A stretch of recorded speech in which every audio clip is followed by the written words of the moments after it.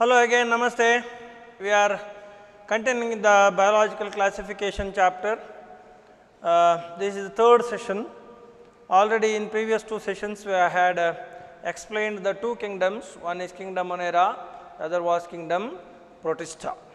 And I had told you that kingdom Protista acts as a link between Monera and higher groups of organisms. So, 5 groups of Protista we had already discussed with some important points I had told you there. And this session I will deal with another kingdom of R.H. Whittaker's system, that is called kingdom Mycota. Kingdom Mycota is also called kingdom fungi. Fungus ಅನ್ನುವಂಥದ್ದು singular, fungi ಅನ್ನುವಂಥದ್ದು plural. Okay, ಒಂದು ಇದ್ದರೆ fungus ಅಂತ ಹೇಳೋದು, ತುಂಬ ಇದ್ದರೆ fungi ಅನ್ನುವಂಥದ್ದು. So we shall discuss the details of this Kingdom in this session. Kingdom fungi predominantly involves the eukaryotic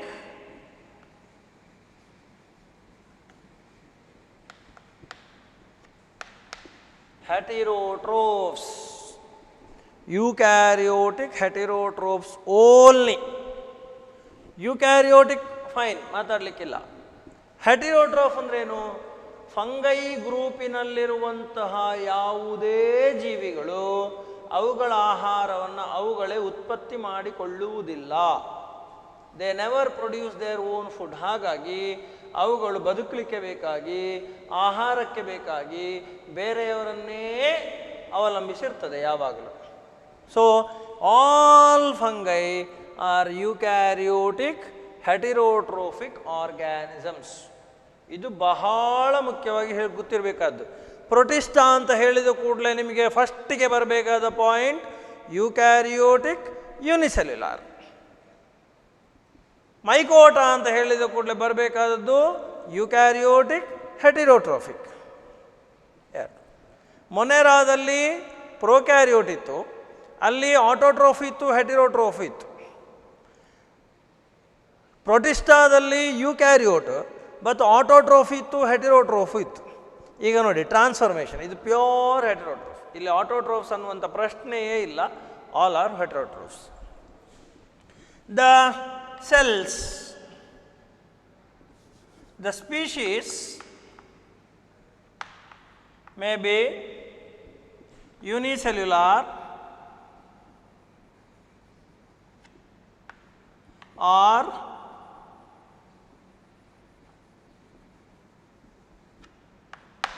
multicellular. Unicellular irbodu, multicellular irbodu. Example for unicellular fungi are yeasts. For multicellular fungi, mushrooms. ಅಣಬೆಗಳು. ಬಹುಶಃ ಅಣಬೆಗಳನ್ನು ನೋಡದೇ ಇರುವಂಥವರು ಯಾರೂ ಇಲ್ಲ. ಎಲ್ಲರೂ ಮಶ್ರೂಮನ್ನು ನೋಡಿದ್ದೀರಿ, ನಿಮ್ಮಲ್ಲಿ ಬಹುತೇಕರು ಮಶ್ರೂಮನ್ನು ತಿಂದಿದ್ದೀರಿ ಅಲ್ವಾ? So it is an example for heterotrophy, multicellular fungi. ಹಾಗಾದ್ರಿಂದ ಅಣಬೆ ಅನ್ನುವಂಥದ್ದು ಒಂದು ಫಂಗಸ್, ಶಿಲೀಂಧ್ರಗಳು. Okay, next, they are cosmopolitan in distribution.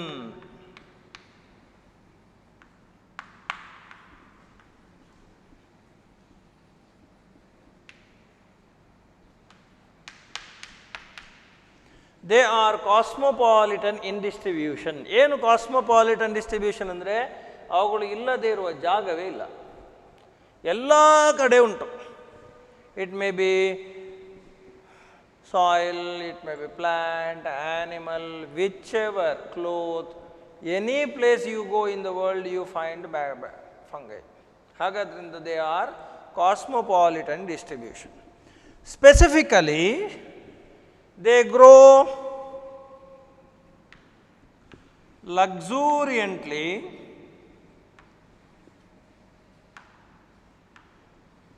in warm humid places, luxuriantly in warm and humid places. ಏನದು ವಾರ್ಮ್ ಆ್ಯಂಡ್ ಹ್ಯೂಮಿಡ್ ಪ್ಲೇಸಸ್ ಅಂದರೆ ಎಲ್ಲಿ ಸ್ವಲ್ಪ ಬಿಸಿ ವಾತಾವರಣ ಉಂಟು, ಬಿಸಿಯ ಒಟ್ಟಿಗೆ ಸ್ವಲ್ಪ ನೀರಿನ ಅಂಶ ಮಾಯಿಶ್ಚರ್ ಉಂಟು, ಅಂಥ ಜಾಗದಲ್ಲಿ ಫಂಗಸ್ ಬೇಗ ಬೆಳೆಯುತ್ತೆ. ನಮಗೆ ರಿಂಗ್ ವಾರ್ಮ್ ಸಮಸ್ಯೆ ಉಂಟು, ನಿಮಗೆ ಗೊತ್ತಿರ್ಬೋದು, ಮನುಷ್ಯರಿಗೆ ರಿಂಗ್ ವಾರ್ಮ್ ಸಮಸ್ಯೆ ಬರ್ತದೆ. ಕಾಲಿನಲ್ಲಿ, ತೊಡೆಯಲ್ಲಿ ಮತ್ತು ಈ ಸಂದಿನಲ್ಲಿ ಎಲ್ಲ ರಿಂಗ್ ವಾರ್ಮ್ ಬರ್ತದೆ ಅಲ್ವಾ. ಪರ್ಟಿಕ್ಯುಲರ್ಲಿ ನಮ್ಮ ತೊಡೆಗಳ ಭಾಗದಲ್ಲಿ ರಿಂಗ್ ವಾರ್ಮ್ಸ್ ಜಾಸ್ತಿ. ತಪ್ಪು ತಿಳ್ಕೊಳ್ಬೇಡಿ, ನೇರ ವಿಷಯ ಹೇಳೋದು. ಯಾಕೆ ಅಂತಂದರೆ ನಮಗೆ ಕೆಲವು ಸಲ ನಮ್ಮ ಹಿರಿಯರು, ಮನೆಯಲ್ಲಿರುವ ಹಿರಿಯರು, ಡಾಕ್ಟರ್ಸ್ಗಳೆಲ್ಲ ಹೇಳ್ತಾರೆ, ಒಣಗದೇ ಇರುವ ಒದ್ದೆ ಬಟ್ಟೆಯನ್ನು ಹಾಕ್ಕೊಳ್ಬೇಡಿ ಅಂತ ಹೇಳ್ತಾರೆ. ಹೌದಾ? ಒದ್ದೆ ಬಟ್ಟೆ ಅಂದರೆ ಪೂರ್ಣ ಒದ್ದೆ ಅಲ್ಲ, ಸ್ವಲ್ಪ ಚೂರು ಒದ್ದೆ ಇರುವಂಥದ್ದು ಹಾಕ್ಕೊಳ್ಬೇಡಿ ಅಂತ ಹೇಳ್ತಾರೆ. ಯಾಕೆ ಹಾಕ್ಕೊಳ್ಬಾರ್ದು ಅಂತಂದರೆ ಫಂಗಸ್ ಬೆಳೀತದೆ. ಹಾಗಾಗಿ ಚೂರು ನೀರಿನ ಅಂಶ ಇರುವ ಜಾಗ ಮತ್ತು ಬಿಸಿ ಇರುವ ಜಾಗದಲ್ಲಿ ಇದು ಕೂಡಲೇ ಬೆಳೀತದೆ. ಹಾಗಾಗಿ ನೋಡಿ, ಮನೆಯಲ್ಲಿ ನೀವು ಯಾವುದಾದ್ರೂ ವೆಜಿಟೇಬಲ್ಸ್ಗಳನ್ನು, ಯಾವುದಾದ್ರೂ ತಿಂಡಿಯ ಪದಾರ್ಥಗಳನ್ನು ಸುಮ್ಮನೆ ಹಾಗೆ ಹೊರಗೆ ಇಟ್ಟು ಬಿಟ್ಟರೆ ಸ್ವಲ್ಪ ಹೆಚ್ಚು ಕಾಲ ಅದರಲ್ಲಿ ಫಂಗಸ್ ಬೆಳೀತದೆ. ನೀವು ಬ್ರೆಡ್ಡನ್ನು ಇಟ್ಟು ನೋಡಿ, ಬ್ರೆಡ್ ಮನೆ ಅಂಗಡಿಯಿಂದ ಬ್ರೆಡ್ ತರ್ತೀರಲ್ವಾ, ಅದರ ಪ್ಯಾಕೆಟ್ ಓಪನ್ ಮಾಡಿ ಸುಮ್ಮನೆ ಹಾಗೆ ಇಟ್ಟು ಬಿಡಿ. Very next day you will see the growth of fungus. ನೀವು ಆ ಬ್ರೆಡ್ಡಿನ ಮೇಲೆ ಸಾಧಾರಣ ಪರ್ಪಲ್ ಕಲರ್ ಇರ್ಬೋದು, ಅಥವಾ ಗ್ರೇ ಕಲರ್ ಇರ್ಬೋದು, ಅಥವಾ ವೈಟ್ ಕಲರ್ ಇರ್ಬೋದು, ಫಂಗಸ್ ಬೆಳೀತದೆ ಅದರಲ್ಲಿ. ಅಂಥ ಬ್ರೆಡ್ಗಳನ್ನು ತಿನ್ನಲಿಕ್ಕೇ ಕೊಡೋದು. ಯಾಕೆ ಇರ್ತದೆ ಅಂತಂದರೆ ಅದರ ಮೇಲೆ ಮಾಯಿಶ್ಚರ್ ಇರ್ತದೆ, ಆಲ್ರೆಡಿ ಇರ್ತದೆ, ಪ್ಲಸ್ ಸ್ವಲ್ಪ ಬಿಸಿ ವಾತಾವರಣ, ಮನೆಯೊಳಗೆ ಬಿಸಿ ಇರ್ತದಲ್ವ, ಬಿಸಿಯ ವಾತಾವರಣ ಇರ್ತದೆ, ಕೂಡಲೇ ಫಂಗಸ್ ಬೆಳೀತದೆ. ನೀವು ಯಾವುದಾದ್ರೂ ಕಟ್ ಮಾಡಿಟ್ಟ ವೆಜಿಟೇಬಲ್ಗಳನ್ನು ನೋಡಿ, ಫಂಗಸ್ ಬೆಳೀತದೆ. ಹಾಗಾದ್ರಿಂದ ಎಲ್ಲಿ ಬಿಸಿ ಮತ್ತು ಸ್ವಲ್ಪ ನೀರಿನ ಅಂಶ ಇರುವ ಜಾಗ ಇರ್ತದೆ ಅಲ್ಲಿ ಬೆಳೀತದೆ. ಉದಾಹರಣೆಗೆ ಅದು ವುಡ್ ಇರ್ಬೋದು, ಮರ ಇರ್ಬೋದು, ಫುಡ್ ಇರ್ಬೋದು, ಆಹಾರದ ಅಂಶಗಳಿರ್ಬೋದು, ಕ್ಲೋತ್ ಇರ್ಬೋದು, ಅಥವಾ ಸ್ಟೋನ್ ಇರ್ಬೋದು, ಸಾಯಿಲ್ ಇರ್ಬೋದು, ಹೀಗೆ ಎಲ್ಲ ಕಡೆಗಳಲ್ಲಿಯೂ ಕೂಡ ಅದು ಬೆಳೀತದೆ. So you got to be careful.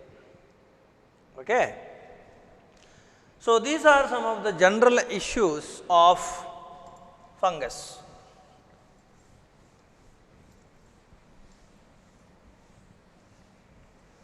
Coming to the structural points of fungi.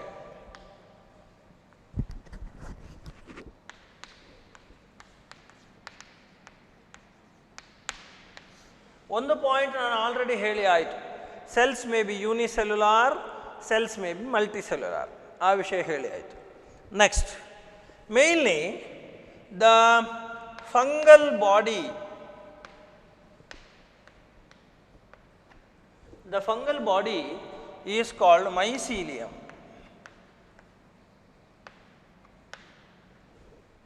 Fungal body is called mycelium. ಹಾಗಾಗಿ ಜನರಲ್ ಆಗಿ ಫಂಗಸ್ನ ಥ್ಯಾಲಸ್ ಸ್ಟ್ರಕ್ಚರ್ ಉಂಟಲ್ವಾ, ಅದನ್ನು ನಾವು ಮೈಸೀಲಿಯಂ ಅಂತ ಕರಿತೇವೆ.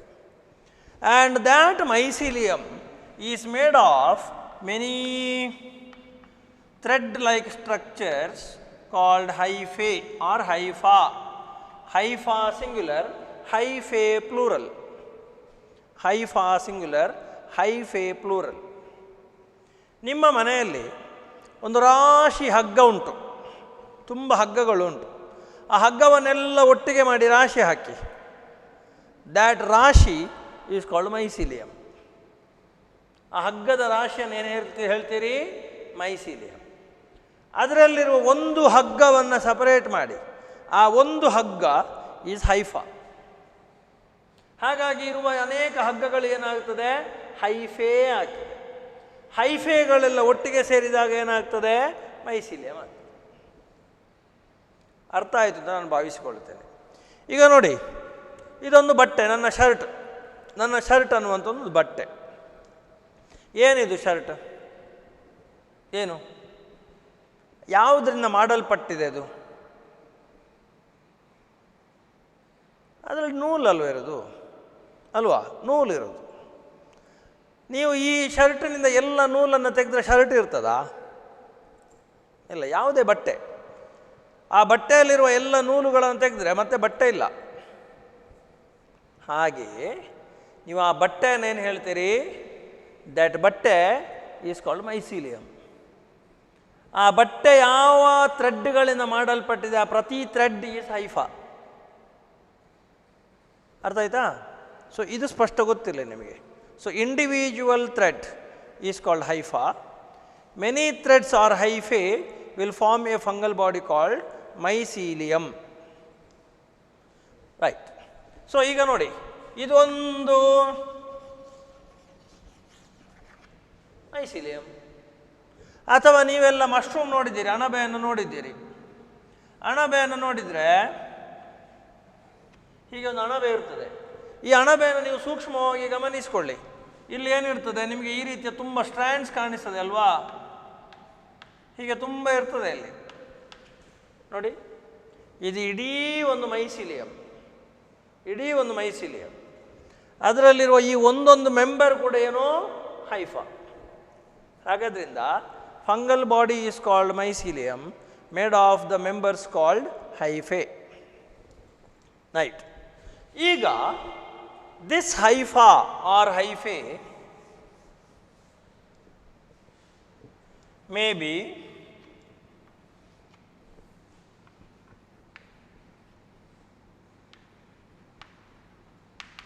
cenocytic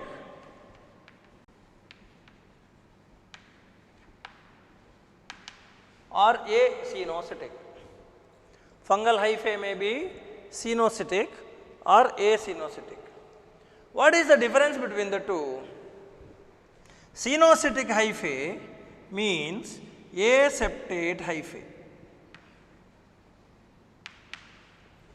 Acenocytic hyphae means septate hyphae.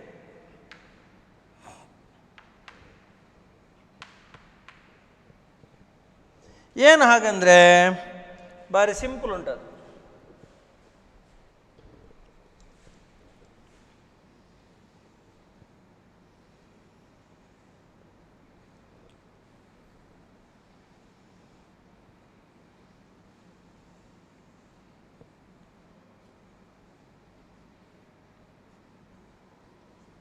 ನೋಡಿ, ಈ ಎರಡು ಚಿತ್ರಗಳನ್ನು ಗಮನಿಸಿಕೊಳ್ಳಿ.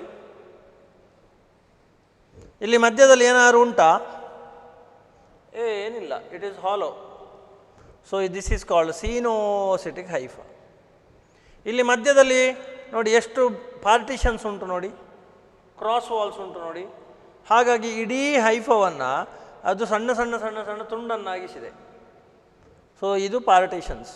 ಹಾಗಾಗಿ this is septate Haifa, acenocytic hypha. This is aseptate hypha or cenocytic hypha. ಹಾಗಾದ್ರಿಂದಲಾಗಿ this cenocytic hypha is always multinucleated.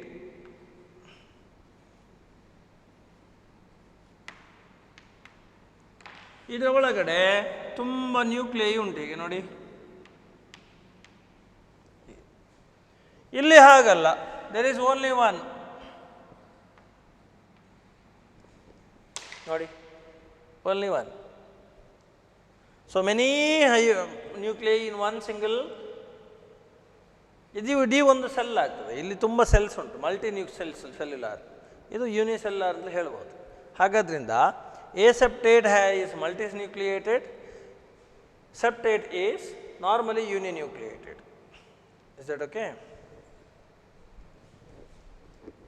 ಇದು ಡಿಫರೆನ್ಸ್ ನಿಮಗೆ ಗೊತ್ತಿರಬೇಕು. 2 ಮಾರ್ಕಿಗೆ ಕೇಳ್ತಾರೆ. Write the differences between coenocytic and acenocytic hypha ಅಂತ ಕೇಳ್ತಾರೆ, ಗೊತ್ತಿರಲಿ. Next,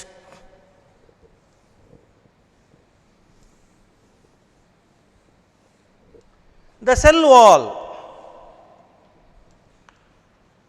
Cell wall of fungi is made up of a unique material, cell wall material called chitin with a little bit of polysaccharides. This is a very, very important point. Okay. The cell wall is made of chitin along with some polysaccharide materials. ಒಂದು mark ಕೇಳ್ತಾರೆ, name the cell wall material of fungi ಅಂತ ಕೇಳಿದ್ರೆ ಏನು ಬರೀಬೇಕು? Particularly chitin ಅನ್ನು ಬರೀಬೇಕು ನೀವು. Very important point.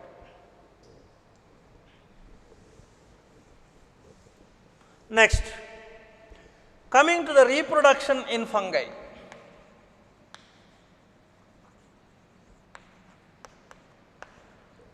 Reproduction in fungi.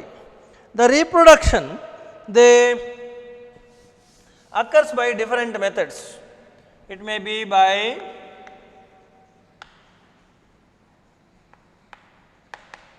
vegetative method or asexual method or by sexual method. These are the three methods of reproductions in mycota. All the three are there. Vegetative reproduction is again by different methods like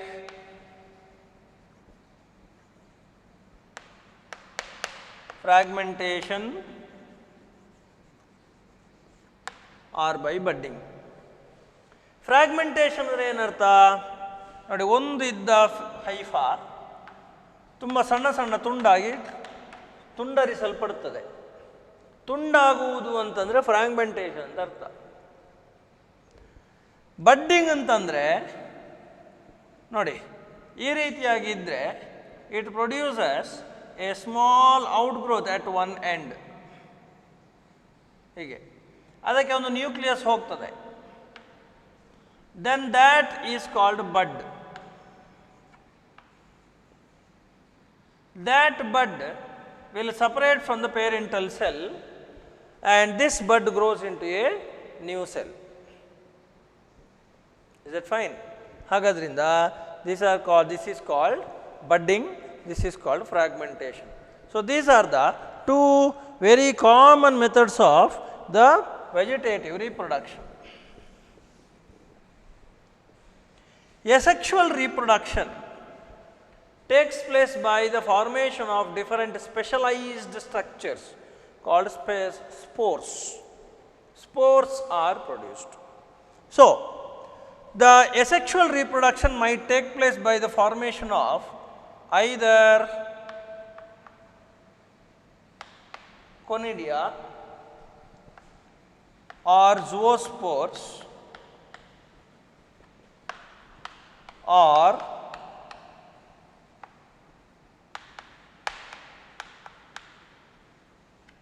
sporangiospores. By these three methods, the asexual reproduction takes place. ಏನು difference ಅಂತಂದರೆ, conidia are produced exogenously. These two are produced endogenously.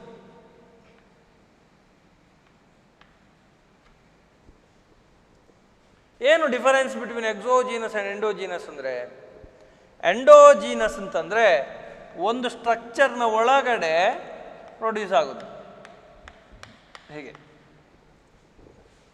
Exogenous ಅಂತ ಹೇಳಿದ್ರೆ ಆ structures ಏನಿಲ್ಲ, ಸ್ಪೋರಾಂಜಲ್ ಸ್ಪೋರ್ಸ್ಗಳೆಲ್ಲ ಹೀಗೆ ಹೊರಗೆ expose ಆಗಿರ್ತದೆ. ಸ್ಪೋರ್ಸ್ಗಳೆಲ್ಲ ಹೊರಗೆ ಎಕ್ಸ್ಪೋಸ್ ಆಗಿದ್ದರೆ ಅದು ಎಕ್ಸೋಜಿನಸ್. ಸ್ಪೋರ್ಸ್ಗಳೆಲ್ಲ ಒಂದು ಸ್ಟ್ರಕ್ಚರ್ನ ಒಳಗೆ ತುಂಬಿಕೊಂಡಿದ್ರೆ ಎಂಡೋಜಿನಸ್. ಓಕೆ, ಅದು ಒಂದು. ಇನ್ನೊಂದು difference, zoospores are flagellated, hence motile. Sporangiospores are non-flagellated, so non-motile. ಇವುಗಳು ಕೂಡ ಹಾಗೆ, they are non-flagellated, so non-motile structures. So ಈ ಡಿಫರೆನ್ಸಸ್ಗಳು ಗೊತ್ತಿರಲಿ ನಿಮಗೆ, ಅರ್ಥ ಆಯ್ತಾ? ಝೂಸ್ಪೋರ್ಸ್ are ಫ್ಲಾಜೆಲ್ಲೇಟೆಡ್, sporangiospores are non-flagellated, conidia are also non-flagellated. conidia, conidiospore ಹೇಗೆ ಬೇಕಾದ್ರೆ ಹೇಳ್ಬೋದು. So, by these three types of spores, the asexual method of reproduction takes place in fungi. ಆದರೆ sexual reproduction is something unique. Sexual reproduction ಎಲ್ಲದರಲ್ಲಿ ಇಲ್ಲ, ಆದರೆ ಇದ್ದದ್ರಲ್ಲಿ ಅದು ಬಹಳ specialised. ಅದು ಇದು 5 ಮಾರ್ಕಿಗೆ ಅಥವಾ 3 ಮಾರ್ಕಿಗೆ ಕೇಳ್ತಾರೆ. ಸೆಕ್ಷುವಲ್ ರೀಪ್ರೊಡಕ್ಷನ್ ಇನ್ ಫಂಗೈ ಅಂತೇಳಿ. ಸೆಕ್ಷುವಲ್ ರೀಪ್ರೊಡಕ್ಷನ್ ಇನ್ ಫಂಗೈ ಮುಖ್ಯವಾಗಿ ನಿಮಗೆ ಗೊತ್ತಿರಬೇಕಾದದ್ದು, ಫಂಗೈಗಳಲ್ಲಿ ಸೆಕ್ಷುವಲ್ ಡಿಫರೆನ್ಷಿಯೇಷನ್ ಅನ್ನುವಂಥದ್ದು ಇಲ್ಲ. ಮೇಲ್ ಫಿಮೇಲ್ ಅನ್ನುವಂಥದ್ದು ಇಲ್ಲ. ಸೆಕ್ಸ್ ಆರ್ಗನ್ಸ್, ಸೆಕ್ಸ್ ಡಿಫರೆನ್ಷಿಯೇಷನ್ ಅಂತ ಇಲ್ಲ. ಆದರೆ ಇಲ್ಲಿ ನಾವು ಡಿಫರೆನ್ಸನ್ನು ಗುರುತಿಸುವುದು ಹೇಗೆ ಅಂತಂದರೆ, ಬೇಸ್ಡ್ ಆನ್ ದ ಸ್ಟ್ರೈನ್ಸ್ ಅವುಗಳ ಜಾತಿಯಲ್ಲಿ ಚೂರು ವ್ಯತ್ಯಾಸ ಇರ್ತದೆ ಗುಣಲಕ್ಷಣದಲ್ಲಿ. Strain difference is there. So one becomes positively strain, other is negatively strain. Positively strain and negatively strain ಅವುಗಳು ಒಟ್ಟಿಗಾಗಿ ಆಮೇಲೆ ಗ್ಯಾಮಿಟ್ಸನ್ನು ಪ್ರೊಡ್ಯೂಸ್ ಮಾಡ್ತದೆ ಅಥವಾ ಸ್ಪೋರ್ಸನ್ನು ಪ್ರೊಡ್ಯೂಸ್ ಮಾಡ್ತದೆ. ಅರ್ಥ ಆಯ್ತಾ? ಹಾಗಾದ್ರಿಂದ ಸೆಕ್ಸ್ ಆರ್ಗನ್ಸ್ ಇಲ್ಲ, but we differentiate them in the form of strains, positive strain and negative strain. This sexual reproduction occurs by 3 steps. 1. The plasmogamy. 2.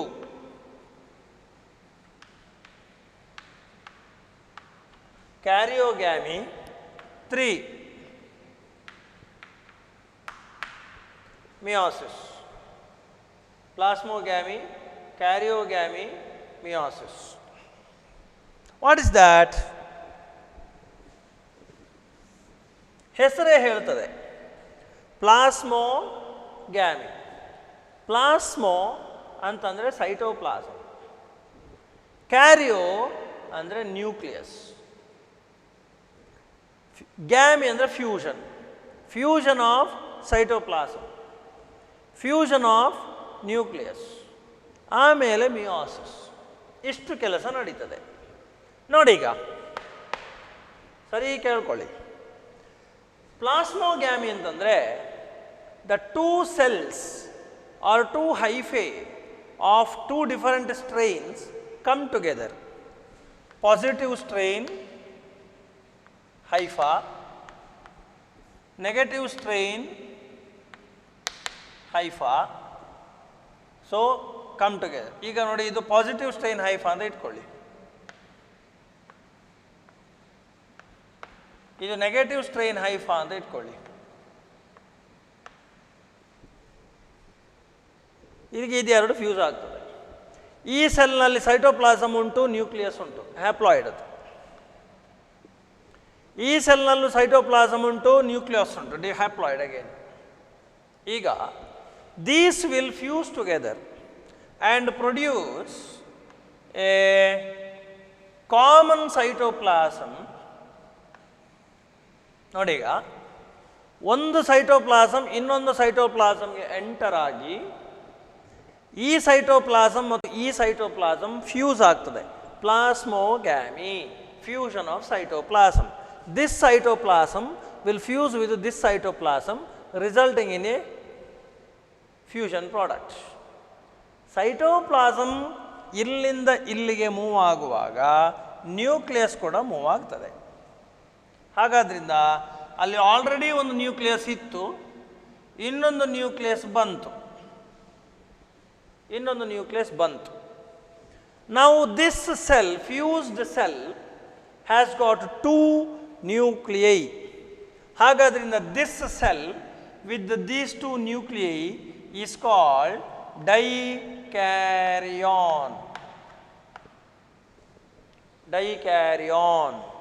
What is a dikaryon? The cell with the 2 nuclei is called a dikaryon. Cell with the 2 nuclei is called dikaryon. And this stage having a dikaryon is called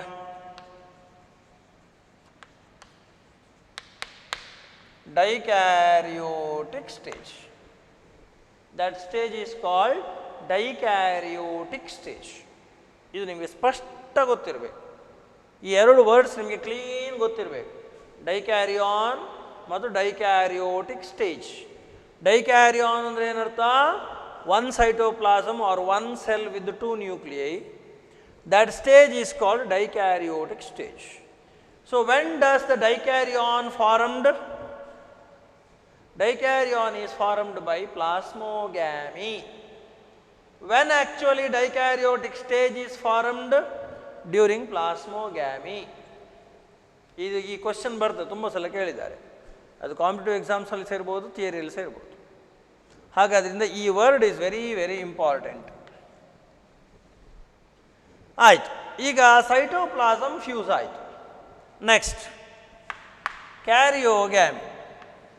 now we have a cell with 2 nuclei ಅಲ್ವಾ? We have a cell with 2 nuclei. So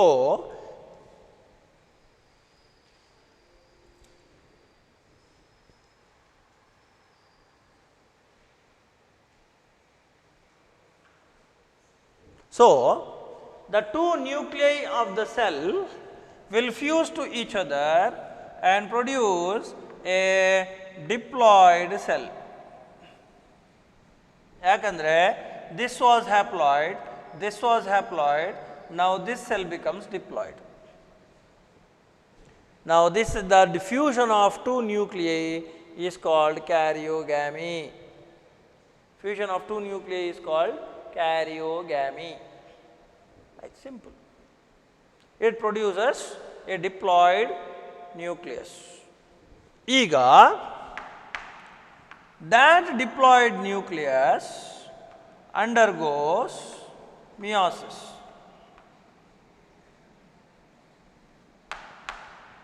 That diploid nucleus undergoes meiosis and produces 4 haploid nuclei.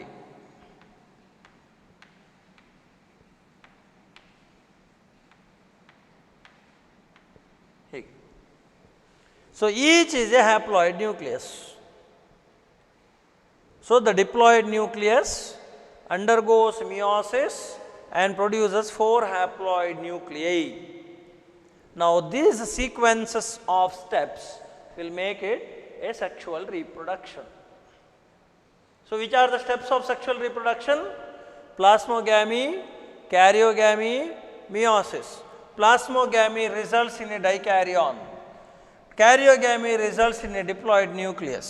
Meiosis will result in the formation of 4 haploid nuclei. ಇದು 5 mark ಅಥವಾ 3 mark ಕೇಳ್ತಾರೆ ನಿಮಗೆ. With diagram you must write it. Is that okay? Next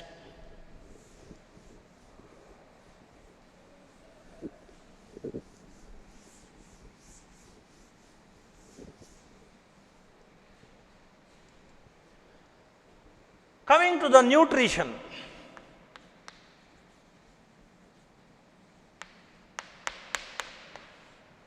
Coming to nutrition. Nutrition ಅಂದರೆ ಫುಡ್ಗೆ ಸಂಬಂಧಪಟ್ಟ ಹಾಗೆ. Already ಹೇಳಿ ಆಗಿದೆ, it is a heterotrophic organism or all fungi are heterotrophs ಅಂತ ಹೇಳಿ ಆಗಿದೆ. Being ಹೆಟಿರೋಟ್ರೋಫ್ಸ್,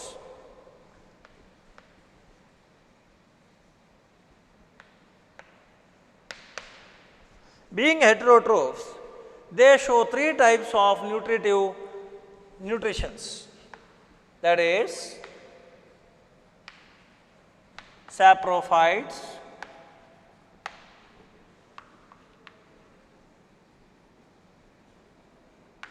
parasites or saprophytic mode of nutrition, parasitic mode of nutrition and symbiosis type of nutrition. 3 modes are there: saprophytic, parasitic and symbiosis. What is saprophytic? Saprophytic means growing on dead and decaying organic matter. ಕೊಳೆಯುತ್ತಾ ಇರುವಂತಹ ಪದಾರ್ಥಗಳ ಮೇಲೆ ಬದುಕುವಂತಹ ಮಶ್ರೂಮ್ಗಳಿಗೆ ಏನು ಹೇಳ್ತೀರಿ? ಬದುಕುವಂತಹ ಫಂಗೈಗಳಿಗೆ ಏನು ಹೇಳ್ತೀರಿ? Saprophytes ಅಂತ ಹೇಳ್ತೇವೆ. Example are mushrooms.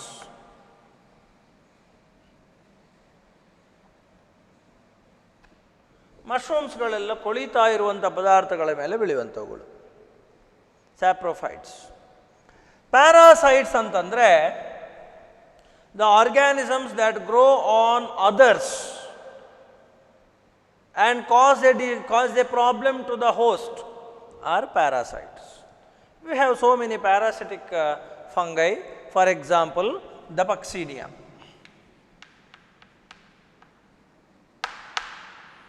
Is a parasitic fungus.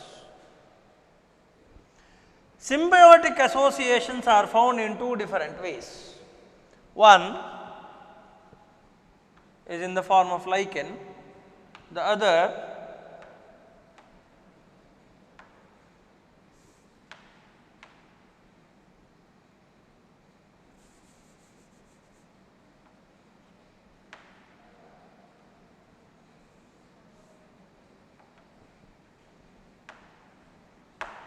mycorrhiza.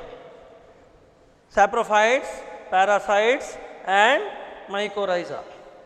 What is this? Lichens you already have studied, alva? Lichens you already have studied. Enu lichens andre it is the association between alga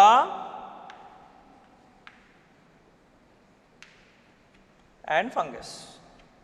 A permanent association between alga and a fungus is called lichen. Permanent association ಅಂದರೆ ಖುಷಿ ಆದಾಗ ಒಟ್ಟಿಗಿರೋದು, ಕೋಪ ಆದಾಗ ಬೇರೆ ಬೇರೆ ಆಗೋದಲ್ಲ. ನಮ್ಮ ಮನುಷ್ಯರಾಗೆ ಹುಟ್ಟುವುದು ಒಟ್ಟಿಗೆ, ಸಾಯುವುದು ಒಟ್ಟಿಗೆ. That is permanent association. ಒಂದು. ಇನ್ನೊಂದು ಅರ್ಥದಲ್ಲಿ ಸುಮ್ಮನೆ ಒಟ್ಟಿಗೆ ಇರುವುದಲ್ಲ, ಮ್ಯೂಚುವಲ್ ಬೆನಿಫಿಟ್ ಇಸ್ ದ್ಯಾಟ್. ಪರಸ್ಪರ ಲಾಭ ಉಂಟು. ಏನು ಲಾಭ ಅಂತಂದರೆ, alga provides food to fungus, fungus provides shelter and moisture to alga. ಇದು ಎರಡು ಮುಖ್ಯ ವಿಷಯಗಳು. Alga provides food to the fungus, fungus provides shelter and moisture to algae. Okay, ಹಾಗಾದ್ರಿಂದ ಇದು ಪರ್ಮನೆಂಟ್ ಅಸೋಸಿಯೇಷನ್. ಇಲ್ಲಿ ಉಪದ್ರ ಇಲ್ಲ. ನಾವು ಮನುಷ್ಯರು ಯಾವಾಗಲೂ ಉಪದ್ರವೇ ಮಾಡೋದಲ್ವಾ? ಬೇಕಾದಾಗ ನಾವು ಉಪಕಾರವನ್ನು ತಗೊಳ್ತೇವೆ, ಆಮೇಲೆ ಉಪದ್ರ ಮಾಡ್ತೇವೆ. ಅದು ನಮ್ಮ ನೇಚರ್. ಅದು ಇದಾಗಲ್ಲ. ಒಟ್ಟಿಗೆ ದೋಸ್ತಿಗಳೇ ಅವಳು, friends for ever. And throughout their friendship they will have a mutual benefit to each other. ಪರಸ್ಪರ ಸಹಾಯ ಮಾಡಿಕೊಂಡು ಬದುಕುವುದು. ಸೊ ಪರಸ್ಪರ ಸಹಾಯ ಮಾಡಿಕೊಂಡು ಬದುಕುವುದು ಈಸ್ ಕಾಲ್ಡ್ ಸಿಂಬಯೋಸಿಸ್ ಅಲ್ವಾ?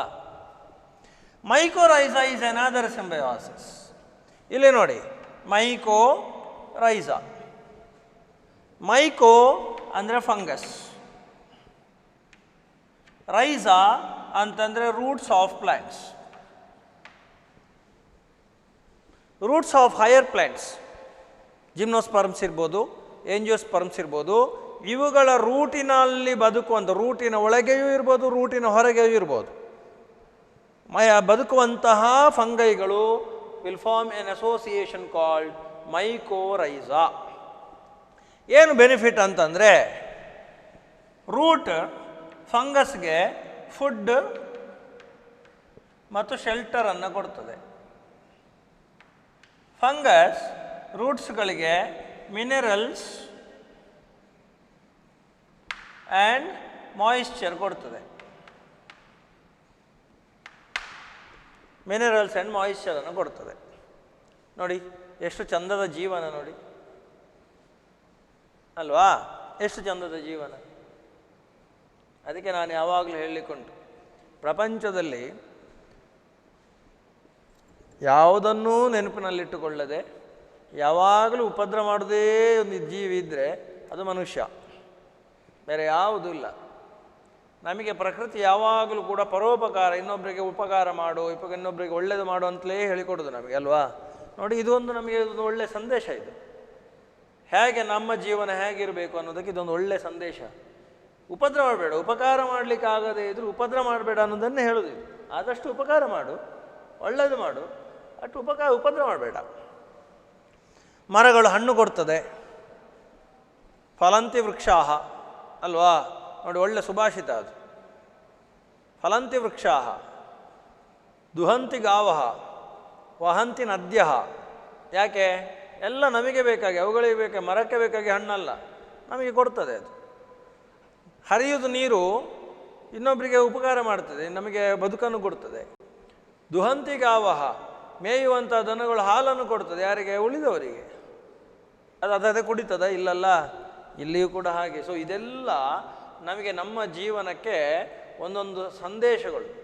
ಇದು ಸುಮ್ಮನೆ ಭಾಷಣ ಮಾಡಲಿಕ್ಕಿರೋ ಸಂದೇಶ ಅಲ್ಲ, ಇದೆಲ್ಲ ನಮಗೆ ಅನುಕರಣೆಗೆ ಅಥವಾ ಅನುಸರಣೆಗೆ ಇರುವಂತಹ ಸಂದೇಶಗಳು. ಇದನ್ನು ನಾವು ಖಾಲಿ ಸೈನ್ಸ್ ಓದಿ ಮಾರ್ಕ್ ತೆಗೆಯೋದು ಮಾತ್ರ ಅಲ್ಲ, ಸೈನ್ಸ್ನಲ್ಲಿ ಈ ರೀತಿ ಬರುವ ಎಲ್ಲ ಸಂದೇಶಗಳನ್ನು ಕೂಡ ನಾವು ಜೀವನದಲ್ಲಿ ಅಳವಡಿಸಿಕೊಳ್ಬೇಕು. ಆವಾಗ ಒಂದು ಖುಷಿ ಇರ್ತದೆ, ಜೀವನದಲ್ಲಿ ಸಂತೋಷ ಇರ್ತದೆ. ಆಯಿತಾ? So these are the three modes of nutritions, heterotrophic nutritions in case of fungi. ಇಲ್ಲಿಗೆ ಜನರಲ್ ಕ್ಯಾರೆಕ್ಟರ್ಸ್ ಆಯಿತು. Next classification of fungi. Classification of fungi ಅಂತಂದರೆ ಬೇಸ್ಡ್ ಆನ್ ದ ಮಾರ್ಫಾಲಜಿ, ಅಂದರೆ ಹೈಫಲ್ ಕ್ಯಾರೆಕ್ಟರ್ಸನ್ನು ಇಟ್ಕೊಂಡು, based on the mode of reproduction, the fungi are classified into 4 groups. ಯಾವುದೆಲ್ಲ? Phycomycetes,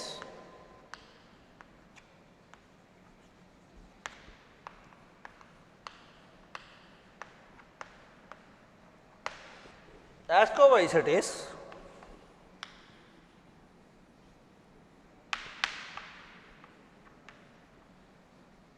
Basidiomycetes,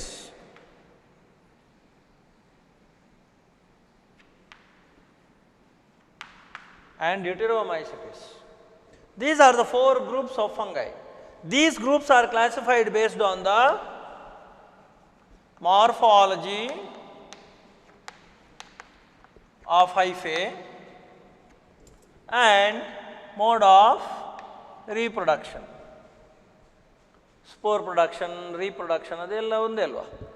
Based on this, they have been classified. Now we are going to take up each of them in detail. To begin with, the Phycomycetes. Phycomycetes actually are the primitive group of fungi. Phycomycetes are actually the primitive group of fungi. Primitive ಅಂತ ಹೇಳಿದ್ರೆ ಇನ್ನೂ ತುಂಬ high ಅಡ್ವಾನ್ಸ್ಗೆ ಹೋಗಲಿಲ್ಲ, ಅದು ಅತ್ಯಂತ ಸಣ್ಣ ಸ್ತರದಲ್ಲಿ, ಕೆಳಸ್ತರದಲ್ಲಿರುವಂತಹ ಫಂಗೈಗಳು. Habitat wise they may be aquatic, ಅಂದರೆ ನೀರು ಇರುವಂತಹ ಜಾಗದಲ್ಲಿ ಬದುಕುವಂಥದ್ದು, ಅಥವಾ ಮಾಯಿಸ್ಟ್ ಡ್ಯಾಂಪ್ ಸರ್ಫೇಸ್ನಲ್ಲಿ ಬದುಕುವಂಥದ್ದು. Moist damp habitats.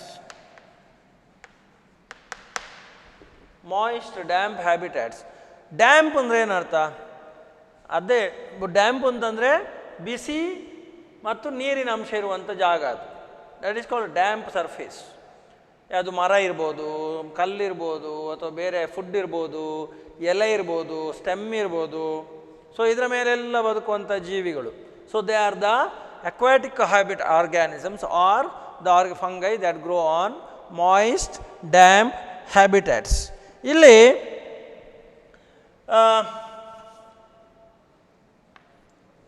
ಬಹಳ ಮುಖ್ಯವಾಗಿದೆ, most important character of Phycomycetes is that the hyphae are ಸೀನೋಸಿಟಿಕ್. ಇದು ಬಹಳ ಇಂಪಾರ್ಟೆಂಟ್ ಕ್ಯಾರೆಕ್ಟರ್ ಇದು. ಯಾಕಂದರೆ ಸೀನೋಸಿಟಿಕ್ ಹೈಫಾ ಇರುವಂಥದ್ದು ಫೈಕೋಮೈಸಿಟ್ಸ್ನಲ್ಲಿ ಮಾತ್ರ, ಉಳಿದ ಗ್ರೂಪ್ನಲ್ಲಿ ಇಲ್ಲ. ಹಾಗಾಗಿ this is a very very important character. ಫೈಕೋಮೈಸಿಟಿಸ್ನ ಬಗ್ಗೆ ನಿಮಗೆ ಕೇಳಿದ ಕೂಡಲೇ ನಿಮಗೆ ತಲೆಗೆ ಬರಬೇಕಾದ ಪಾಯಿಂಟ್ ಯಾವುದು? ಸಿನೋಸಿಟಿಕ್ ಹೈಫಾ. ಸಿನೋಸಿಟಿಕ್ ಹೈಫಾ ಅಂದರೆ ಏನರ್ಥ? ಹೈಫಾದಲ್ಲಿ ಅಲ್ಲಿ ಏನಿಲ್ಲ, ಸೆಪ್ಟೇಷನ್ಸ್ ಇಲ್ಲ, ಬಟ್ ನ್ಯೂಕ್ಲಿಯೈಗಳು ತುಂಬ ಉಂಟು. ನ್ಯೂಕ್ಲಿಯೈಗಳು ತುಂಬ ಉಂಟು. Next important character is that the reproduction, particularly the asexual reproduction, takes place by the formation of zoospores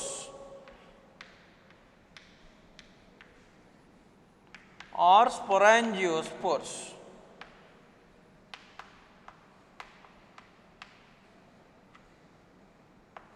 By the formation of zoospores or sporangiospores. Zoospores or sporangiospores, ಇದರಲ್ಲಿ ಡಿಫರೆನ್ಸ್ ಏನು ಅಂತಂದರೆ there are many differences. ಈಗ ನೋಡಿ, ಆಗ ನಾನು ಹೇಳಿದೆ, ಏನು ಹೇಳಿದ್ದೇನೆ? zoospores are motile, sporangiospores are non-motile ಅಂತ ಹೇಳಿದೆ. ಅಂದರೆ ಅರ್ಥ ಏನು ನೋಡಿ, ಹೀಗೆ ಸೆಲ್ಸ್ ಇದ್ದರೆ ಅಲ್ಲಿ ಝೂಸ್ಪೊರಾಂಜಿಯಮ್ನಿಂದ ಈ ರೀತಿಯಾದಂತಹ ಝೂಸ್ಪೋರ್ಸ್ಗಳು ಪ್ರೊಡ್ಯೂಸ್ ಆಗ್ತವೆ ನೋಡಿ.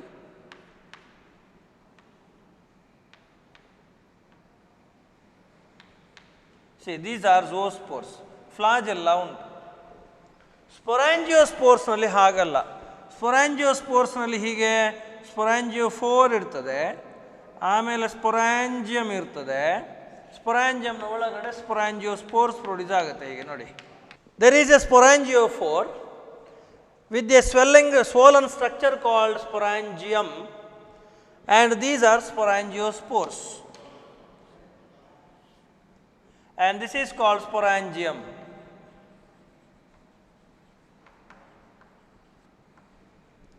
Sporangium. Now look at the difference between zoospores and sporangiospores. Alva? These are flagellated, non-flagellated, motile, non-motile. Please draw the diagram. Right? This is one way of asexual reproduction. ಇನ್ನೊಂದು ಉಂಟು. During unfavourable conditions they produce aplanospores.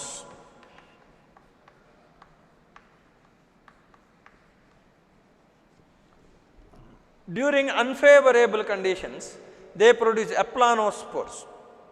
ಏನು ಅಪ್ಲಾನೋಸ್ಪೋರ್ ಅಂತಂದರೆ ನೋಡಿ, ಹೀಗೆ cell ಇದ್ದರೆ, Haifa ಇದ್ದರೆ, ಹೈಫಾದಲ್ಲಿ ಒಂದು ಸಣ್ಣ ಭಾಗ ಅದು ಒಂದು ಸಪರೇಟ್ ಸೆಲ್ನ ಹಾಗೆ ಆಗ್ತದೆ. ಹೇಗೆ ನಾವು this is aplanospore. It is non motile. ಅದು ಅನ್ಫೇವರೇಬಲ್ ಕಂಡೀಷನ್ಸ್ನಲ್ಲಿ ಮಾತ್ರ ಪ್ರೊಡ್ಯೂಸ್ ಆಗುವಂಥದ್ದು. ಎಲ್ಲ ಸಂದರ್ಭಗಳಲ್ಲಿ ಆಗುವುದಿಲ್ಲ. ಹೆಚ್ಚಿನ ಸಂದರ್ಭಗಳಲ್ಲಿ ಪ್ರೊಡ್ಯೂಸ್ ಆಗುವುದು ಇದು ಝೂಸ್ಪೋರ್ ಅಥವಾ sporangiospores. So in phycomycetes you find these different kinds of asexual spores being produced. ಏನಾಗ್ತದೆ ಅಂತಂದರೆ, ಈ ಝೂಸ್ಪೋರ್ಸ್ಗಳು ಹೊರಗೆ ಬಂದು produces a new hypha. Sporangiospores come out and fall on substratum, produce a new hypha. That is how it goes.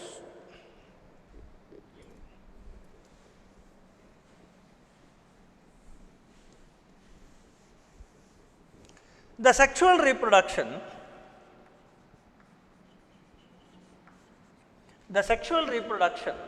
takes place by the formation of the a specialized structure called zygospore.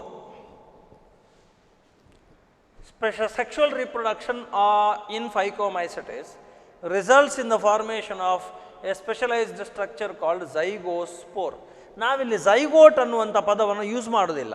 Actually mail ಗ್ಯಾಮೀಡ್ female ಗ್ಯಾಮೀಡ್ fuse ಆಗಿ zygote formation ಆಗೋದು. ಇಲ್ಲಿ ನಾವು zygote ಅನ್ನುವಂಥ ಶಬ್ದವನ್ನು use ಮಾಡೋದಿಲ್ಲ. Instead we use the term zygospore. That zygospore develops into a new hypha. Okay. So, this is the case of sexual reproduction by the formation of zygospores. Andre illi gametes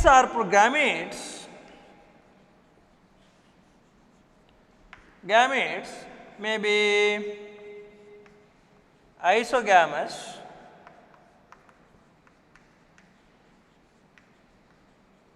anisogamous,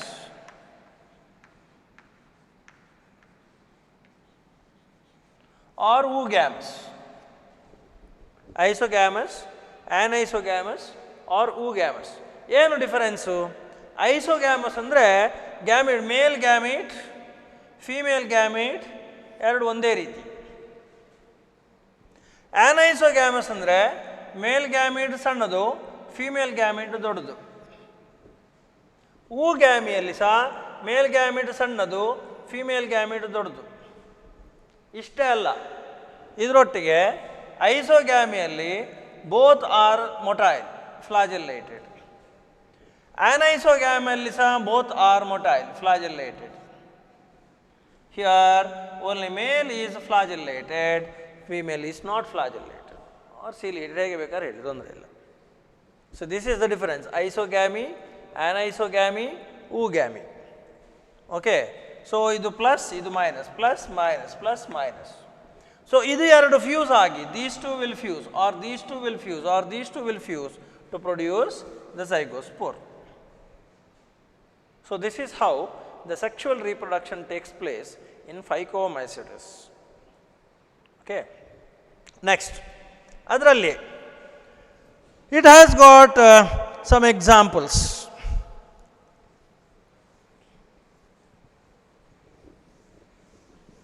Examples for Phycomycetes. Some of them live as obligate parasites. Some of them live as obligate parasites. For example, the albugo,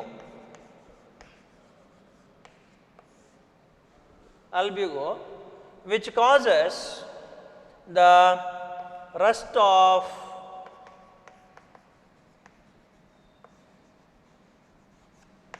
mustard plant ಅಲ್ಲಿ, ಸಾಸಿವೆ ಗಿಡದಲ್ಲಿ it causes the rust disease. Okay. ಹಾಗಾಗಿ it is the albugo which is an obligate parasite. We have another example for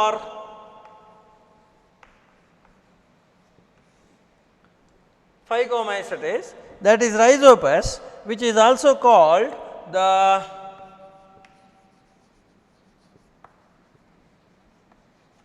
bread mold ಅಂತ ಕರೀತಾರೆ ಅದನ್ನು. ಬ್ರೆಡ್ಡಿನ ಮೇಲೆ ಸಾಮಾನ್ಯವಾಗಿ ಬೆಳೆಯುವಂಥ ಫಂಗಸ್ ಇಸ್ ದಿಸ್ ರೈಜೋಪಸ್. ಹಾಗಾಗಿ ಅದನ್ನು ಬ್ರೆಡ್ ಮೋಲ್ಡ್ ಅಂತ ಕರೀತಾರೆ. Okay. So we also have another fungus called mucor. ಇದೆಲ್ಲ ಎಕ್ಸಾಂಪಲ್ಸ್ ಫಾರ್ Phycomycetes.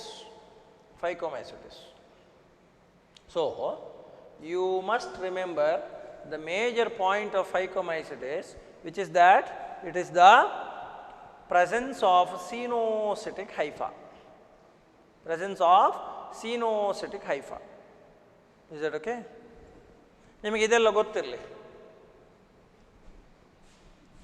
ನಿಮಗೆ ಟೆಕ್ಸ್ಟ್ ಬುಕ್ಕಲ್ಲಿ ರಸ್ಟ್ ಆಫ್ ಮಸ್ಟರ್ಡ್ ಅಂತ ಕೊಡಲಿಲ್ಲ, ಪ್ಯಾರಾಸೈಟ್ ಆಫ್ ಮಸ್ಟರ್ಡ್ ಅಂತ ಕೊಟ್ಟಿದ್ದಾರೆ. ನೀವು ಹಾಗೆ ತಗೊಳ್ಳಿ ಅದನ್ನು.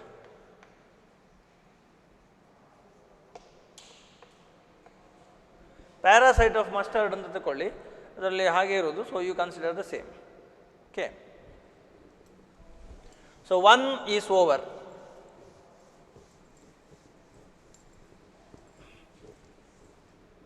Next, Second group of fungus is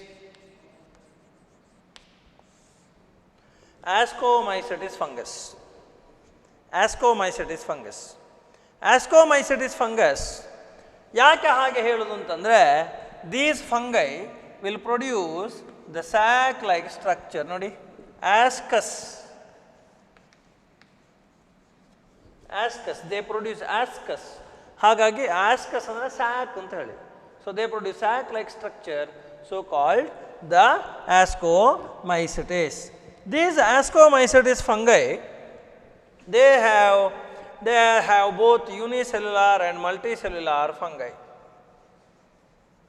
They have unicellular species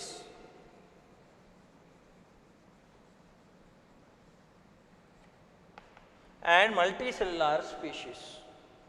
The unicellular species are yeasts. The multicellular species are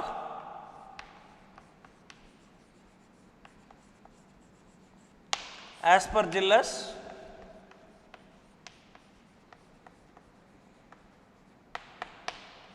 or Penicillium.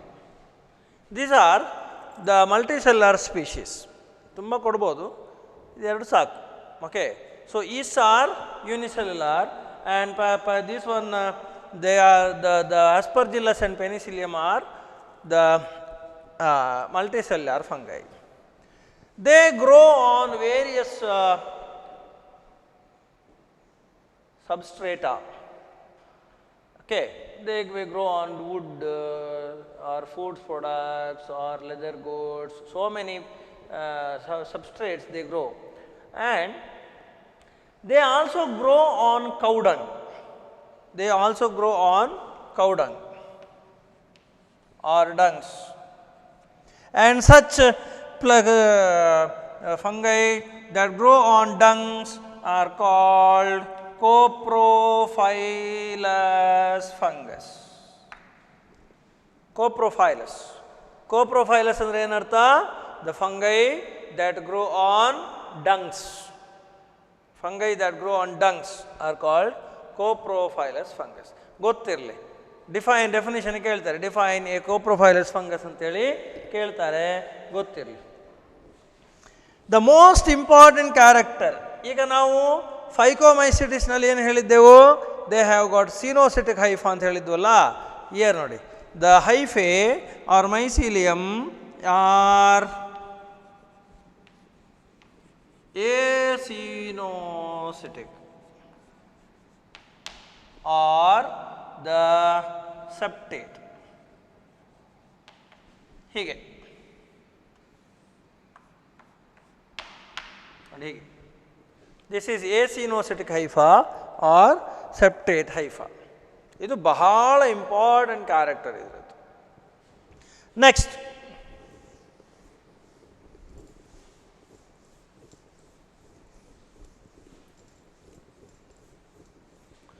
these Ascomycetes, they produce the reproduction.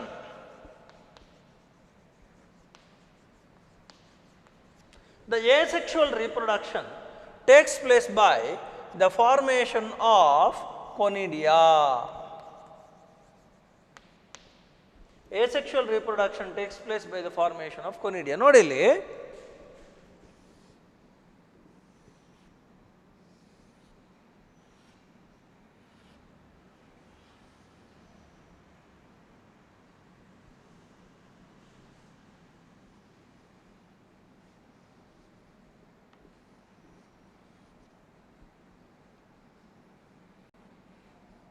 ಹೀಗೆ ಇಲ್ಲಿ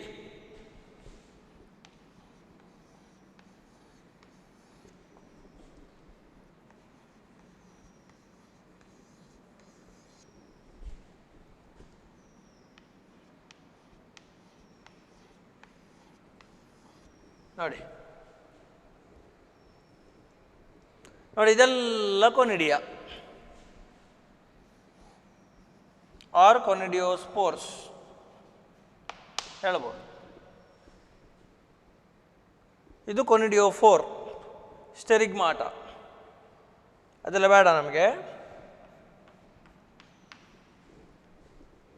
ಇದನ್ನು ನೋಡಿ. ಆಗ ನಾನು ಸ್ಪೊರಾಂಜಿಯೋಸ್ಪೋರ್ ತೋರಿಸಿದ್ದೆ, ಅಲ್ಲಿ ನೋಡಿ ಹೀಗಿತ್ತು ನೋಡಿ. Sporangiosپores are inside, conidia are exposed out. So, this is exogenous production, this is endogenous production. ಇದು ಎರಡೂ ಕೂಡ ನಾನ್ ಮೊಟೈಲ್, ಏರ್ ಕರೆಂಟಲ್ಲಿ ಮಾತ್ರ ಹೋಗೋದು, ಗಾಳಿಯ ಮುಖಾಂತರ ಹೋಗಬೇಕಷ್ಟೇ, ಅದಷ್ಟಕ್ಕೆ ಹೋಗ್ಲಿಕ್ಕೆ ಆಗೋದಿಲ್ಲ ಅವುಗಳಿಗೆ. ಯಾಕಂದರೆ because they do not have any cilia or flagella, locomotory organelles are absent. So ಇದನ್ನು ಡಯಾಗ್ರಾಮ್ ಬರ್ಕೊಳ್ಳಿ. This are all conidia which are produced exogenously.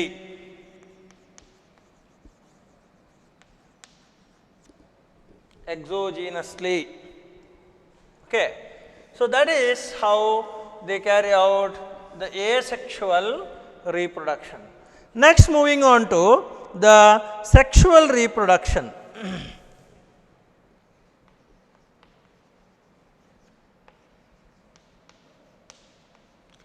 Very importantly, the sexual reproduction will result in the formation of a fruiting body called ascocarp.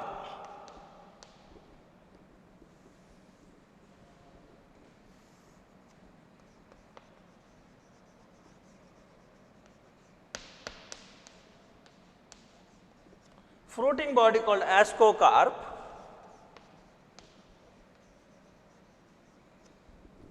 This ascocarp will have many asci, singular is ascus, plural form is asci. Inside these ascus, the ascospores are produced.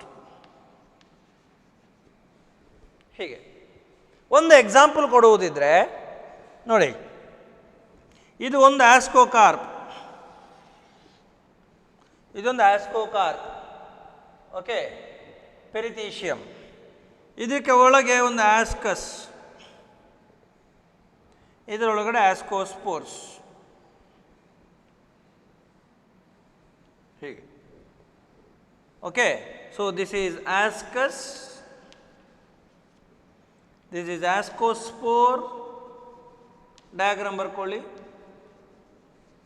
This is ಆಸ್ಕೋಕಾರ್ಪ್.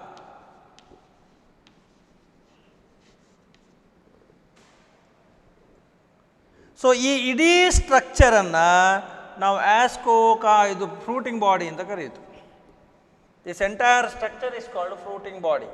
Fruiting ಬಾಡಿಯ ಒಳಗಡೆ ascus ಇರ್ತದೆ, ಆಸ್ಕಸ್ನ ಒಳಗಡೆ ascospores ಇರ್ತದೆ. ಈ fruiting body ಹೇಗೆ formation ಆಗೋದು? Bisexual reproduction. Okay, ಇದು ಬಹಳ ಇಂಪಾರ್ಟೆಂಟ್, ಇದಿಷ್ಟು ಗೊತ್ತಿದ್ರೆ ಸಾಕು.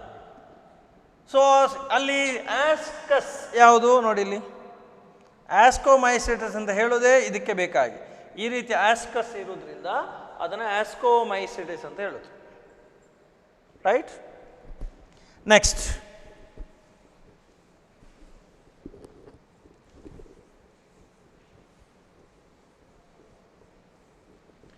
Examples.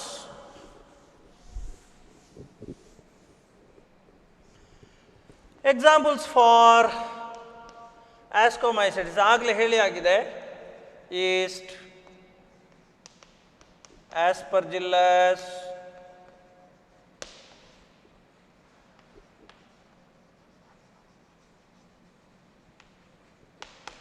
Penicillium,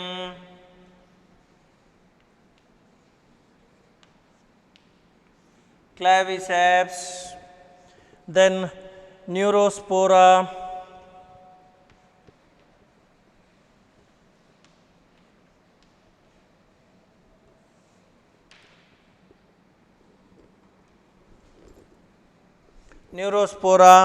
and we also have some other structures like morels and buffles.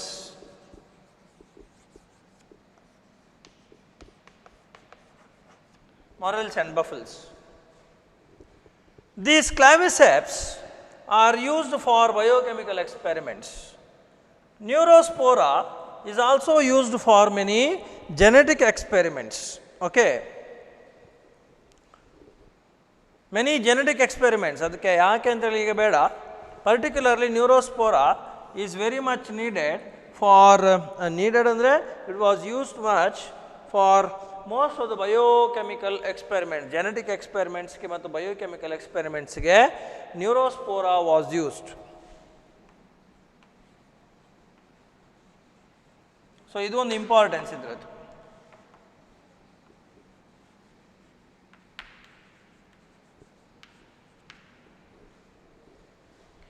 ನೀವು ನೇಚರ್ನಲ್ಲಿ ನೋಡಿರ್ಬೋದು, ಈ ಬಫಲ್ಸ್ ಮತ್ತು ಮೊರೆಲ್ಸ್ಗಳನ್ನು ನೀವು ನೇಚರ್ನಲ್ಲಿ ನೋಡಿರ್ತೀರಿ. ಯಾವುದು ಅಂತ ಗೊತ್ತಿರಲಿಕ್ಕಿಲ್ಲ ಅಷ್ಟೇ ನಿಮಗೆ, ಬಟ್ ಇದನ್ನೆಲ್ಲ ನೋಡಿದ್ದೀರಿ ನೀವು. ಓಕೆ, ಇದನ್ನೆಲ್ಲ ಉಪಯೋಗಿಸ್ತೇವೆ ನಾವು, ತಿನ್ನಲಿಕ್ಕೆಲ್ಲ ಉಪಯೋಗಿಸ್ತೇವೆ. ಈ ಮೊರೆಲ್ಸ್ಗಳೆಲ್ಲ ನೋಡಲಿಕ್ಕೆ ಸ್ವಲ್ಪ ಸಂಪೂರ್ಣ ಅಲ್ಲ, ಸ್ವಲ್ಪ ಮಶ್ರೂಮ್ನ ಹಾಗೆ ಕಾಣಿಸ್ತದೆ, ಬಟ್ ಮಶ್ರೂಮ್ ಅಲ್ಲ. ನೋಡಲಿಕ್ಕೆ ಮಶ್ರೂಮ್ನ ಹಾಗೆ ಕಾಣಿಸ್ತದೆ, ಮಶ್ರೂಮ್ಸ್ ಅಲ್ಲ. ಸೊ ಅದು ಮೊರೆಲ್ಸ್. ಬಫೆಲ್ಸ್ ಕೂಡ ಸಾಮಾನ್ಯ ಅದೇ ರೀತಿಯ ಸ್ಟ್ರಕ್ಚರ್ಸನ್ನು ಹೊಂದಿರ್ತದೆ, ಬಟ್ ಎಕ್ಸ್ಪರ್ಟ್ಸ್ಗಳಿಗೆ ಮಾತ್ರ ಇದು ಸ್ಪಷ್ಟವಾಗಿ ಗೊತ್ತಿರುವಂಥದ್ದು, ಎಲ್ರಿಗೂ ಗೊತ್ತಾಗೋದಿಲ್ಲ ಇದು. ಓಕೆ, ಪೆನಿಸಿಲಿಯಂ ಆಸ್ಪರ್ಜಿಲ್ಲಸ್ ನಿಮಗೆ ಗೊತ್ತಿರಬೇಕಿದು. ಯಾಕೆ ಗೊತ್ತಿರಬೇಕು ಅಂತಂದರೆ, ನಿಮಗೆ ಗೊತ್ತಿರಲಿಕ್ಕೆ ಅಂದರೆ ನೀವು ನೋಡಿರ್ತೀರಿ, ಯಾವುದಂತ ಗೊತ್ತಿಲ್ಲ ಅಷ್ಟೇ. ಸಾಮಾನ್ಯವಾಗಿ ನಮ್ಮ ಮನೆಗಳಲ್ಲಿ ನಮ್ಮ ಲೆದರ್ ಚಪ್ಪಲ್, ಲೆದರ್ ಐಟಮ್ಸ್ಗಳ ಮೇಲೆ ಬೆಳೆಯುವಂಥದ್ದೆಲ್ಲ ಇದು ಇಲ್ಲದಿದ್ದರೆ ಇದು ಯಾವುದಾದ್ರೂ ಒಂದು ಇರ್ತದೆ. Is that okay?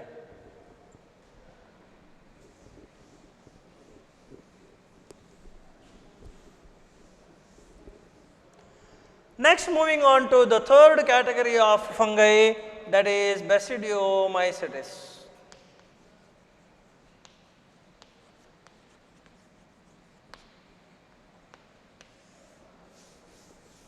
Basidiomycetes. This is a very special group of fungi, a little advanced group of fungi. ಇಲ್ಲಿ ಆಸ್ಕೋಮೈಸೆಟಿಸ್ನಲ್ಲಿಯೂ ಕೂಡ ಆಸ್ಕೋಕಾರ್ಬ್ ಫ್ರೂಟಿಂಗ್ ಬಾಡಿ ಪ್ರೊಡ್ಯೂಸ್ ಆದದ್ದು ಹೇಗೆ ಅಂತ ಹೇಳಿದ್ರೆ, ಆಗ ನಾವು ಸೆಕ್ಷುವಲ್ ರಿಪ್ರೊಡಕ್ಷನ್ ಎಕ್ಸ್ಪ್ಲೇನ್ ಮಾಡಿದ್ದೇವಲ್ಲ, ಪ್ಲಾಸ್ಮೋಗ್ಯಾಮಿ, ಕ್ಯಾರಿಯೋಗ್ಯಾಮಿ, ಮಿಯೋಸಿಸ್. ಅದೇ ರೀತಿಯಲ್ಲಿ ಅದೇ ಪ್ರಾಸೆಸ್ನಲ್ಲಿ ಫ್ರೂಟಿಂಗ್ ಬಾಡಿ ಆಸ್ಕೋಕಾರ್ಬ್ ಪ್ರೊಡ್ಯೂಸ್ ಆಗಿರ್ತದೆ.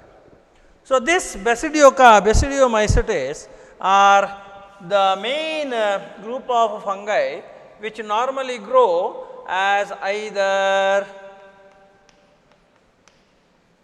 saprophytes or parasites.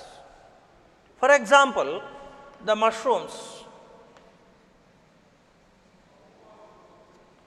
grow as saprophytes, and we have parasitic Basidiomycetes like rust fungus,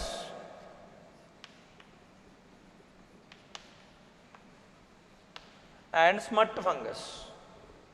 Rust fungus is called Puccinia iridovora. Smut fungus is Ustilago. ಇದೆರಡೂ ಕೂಡ ಗಿಡಗಳಲ್ಲಿ ಬೇರೆ ಬೇರೆ ರೀತಿಯಾದಂತಹ disease. Puccinia causes rust disease, Ustilago causes smut disease. ಬೇರೆ ಬೇರೆ types of plant diseases ಅವುಗಳನ್ನು ಉಂಟು ಮಾಡ್ತದೆ. ಹಾಗಾಗಿ Basidiomycetes exist as saprophytes or as parasites. And here also the hypha is acinocytic or septate.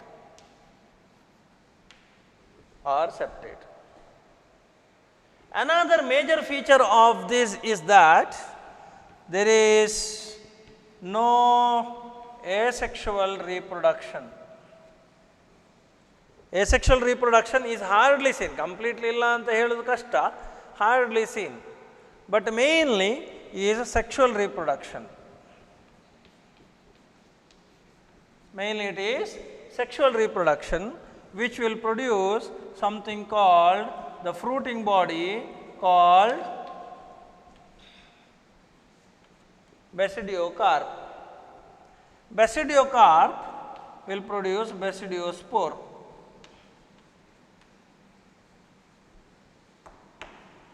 Basidiocarp will produce basidiospore.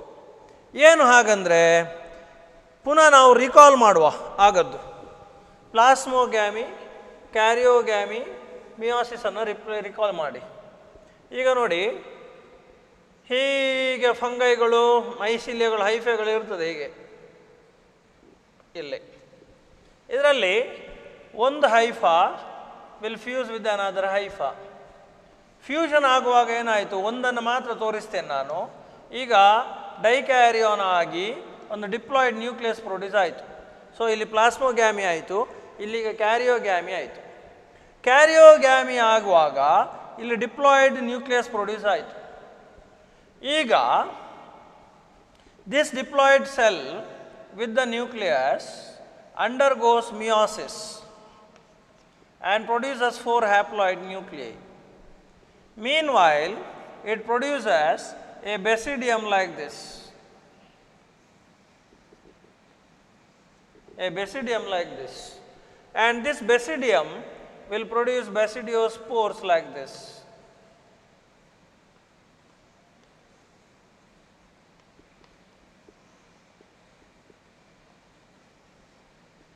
ಹೀಗೆ ಈಗೇನಾಗ್ತದೆ ಅಂತಂದರೆ, each nucleus migrates to each such basidiospore ಅಥವಾ finger like projection. So ಅದೆಲ್ಲ ಏನಾಗುತ್ತೆ, ಅದು ಇಲ್ಲಿಗೆ shift ಆಗ್ತದೆ. ಈಗ ನಾವು this is called basidiospores. They are called basidiospores. So this is how sexual reproduction takes place in case of basidiomycetes. So in this case we have, ಹಾಗಾಗಿ ಇದನ್ನು ನಾನು ಆಗಲೇ ಹೇಳಿದಾಗೆ the fruiting body is called basidiocarp. Fruiting body is called basidiocarp. So ಇಲ್ಲಿ ನೀವು ನೆನಪಿನಲ್ಲಿ ಇಟ್ಕೊಳ್ಬೇಕಾದ ಅಂಶಗಳು ಸಾಮಾನ್ಯವಾಗಿ ಇಷ್ಟೇ. ಓಕೆ, ಸಾಮಾನ್ಯವಾಗಿ ಇಷ್ಟೇ. ಸೊ ನೀವಿಲ್ಲಿ ಎಕ್ಸಾಂಪಲ್ಸ್ ಯಾವುದು ನೆನಪಿನಲ್ಲಿ ಇಟ್ಕೊಳ್ಬೇಕಾದ್ದು, ಪಕ್ಸಿನಿಯಾ, ಯುಸ್ಟಿಲಾಗೋ, ಮಶ್ರೂಮ್ಸ್, ವೋಲ್ವೇರಿಯಲ್ಲ, ವೋಲ್ವೇಶಿಯಾ ದಂಥ ತುಂಬ ಮಶ್ರೂಮ್ಸ್ಗಳೆಲ್ಲ ಉಂಟು, ಅದನ್ನು ನೆನಪಿನಲ್ಲಿ ಇಟ್ಕೊಳ್ಳಿ. Okay, this is about basidiomycetes. And finally coming to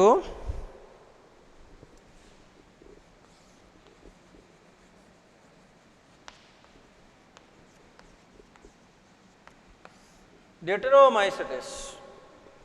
This Deuteromycetes group is very popularly called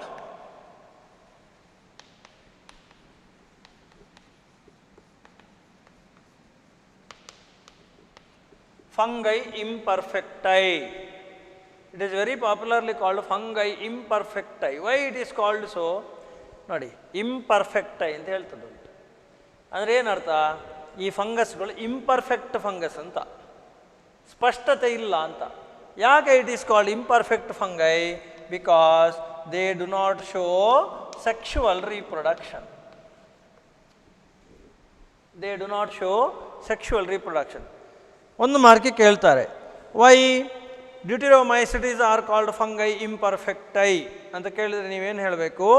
because they do not show any sexual reproduction ಅನ್ನೋದನ್ನು ಹೇಳಬೇಕು. ಇದು ಮೇಯ್ನ್ ವಿಷಯ. ಹಾಗಾದರೆ ರೀಪ್ರೊಡಕ್ಷನ್ ಆಗೋದು ಹೇಗೆ? Reproduction mainly occurs by asexual method, by the formation of ಕೊನಿಡಿಯಾ. by the formation of conidia.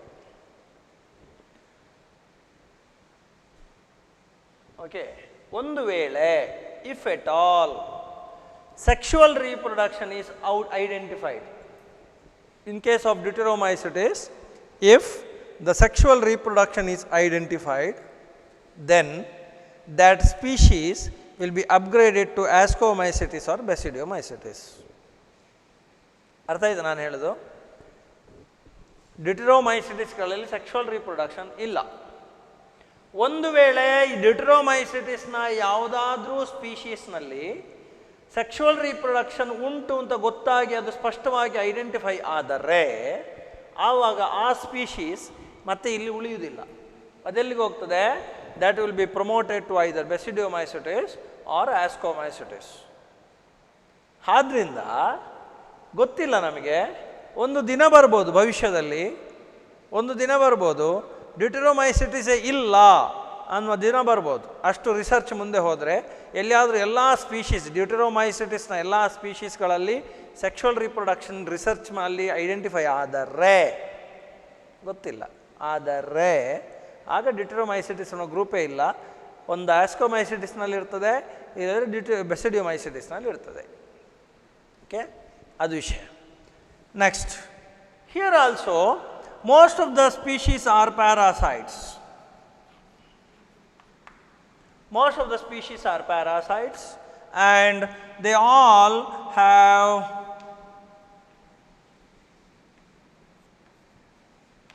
acenocytic hyphae or septate hyphae. An example for this group are, we have Alternaria,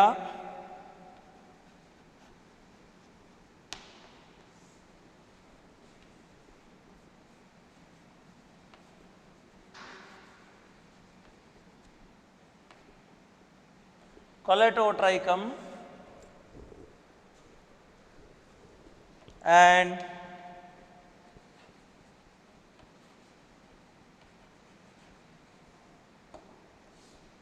Trichoderma. Alternaria, Coletotrichum and Trichoderma are the examples for these different Deuteromycetes, and these all cause various types of diseases in paddy and many other crop plants. They cause the diseases. ಅರ್ಥ ಆಯ್ತಾ? ಇಲ್ಲಿಗೆ all the groups are over. All the groups are over.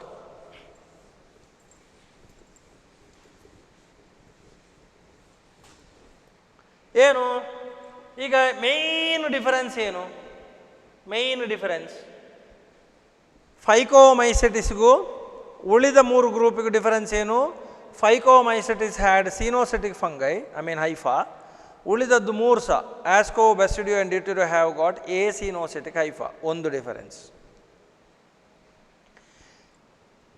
Sexual reproduction is rarely seen in case of Deuteromycetes, is not at all seen in Deuteromycetes, seen in others.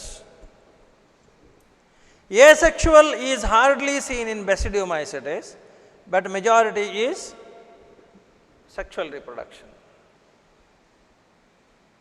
So, ಈ ಡಿಫರೆನ್ಸ್ಗಳು. ಆಮೇಲೆ Phycomycetes produces only endogenous asexual spores. Ascomycetes always produces exogenous asexual spores. Difference nodಕೊಳ್ಳಿ. Phycomycetes produces endogenous asexual spores. Ascomycetes and Deuteromycetes produces exogenous asexual spores.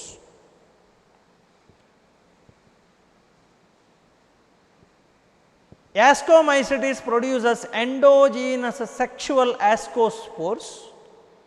Basidiomycetes produces exogenous sexual basidiospores. ನೋಡಿ, ಇಷ್ಟೆಲ್ಲ differences ಉಂಟು.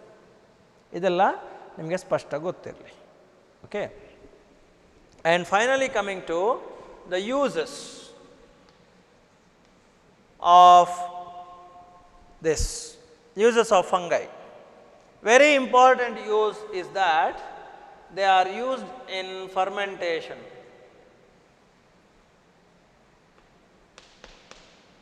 They are used in fermentation, maybe in the production of bread or bakery items, or in the production of alcoholic products. Production of alcoholic products. Then they are also used in the production of antibiotics. For example, an antibiotic like penicillin has been obtained from a fungus called Penicillium